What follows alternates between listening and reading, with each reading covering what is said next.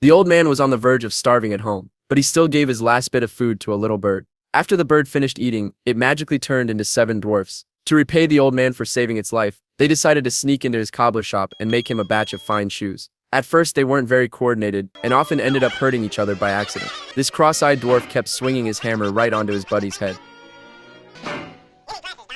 His buddy finally couldn't take it anymore and got him a pair of glasses to fix his aim. But even after he could see clearly, he still managed to hit his buddy. Compared to them, these two dwarfs seemed way more in sync. But when they ran out of nails, one of them didn't notice and ended up nailing his partner instead. The red-haired dwarf was furious and made him stay to keep him company. These two dwarfs were in charge of fixing the soles. At first, they seemed to work together pretty well, but the next second, one slipped up and nailed his buddy right into the sole. As time went on, they got better and better at the job. One dwarf just needed to bend an arrow, tie a shoelace to the back, and shoot it with a bow boom. A complicated high-top lace-up was done.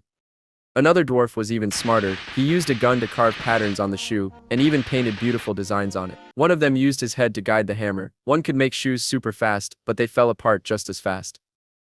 The one with the bottle was something else too. Whenever someone smashed their hand, he'd use it to block the pain. One dwarf even had a pet termite. As soon as he let out this best lumberjack in nature, the wood would be turned into a shoe mold in no time. As time went on, the shoes were almost finished. The one in charge of cleaning tried to wipe a stain off a shoe, but somehow it stuck to him instead. No matter how many times he tried, it wouldn't come off, so he just gave it back to the shoe.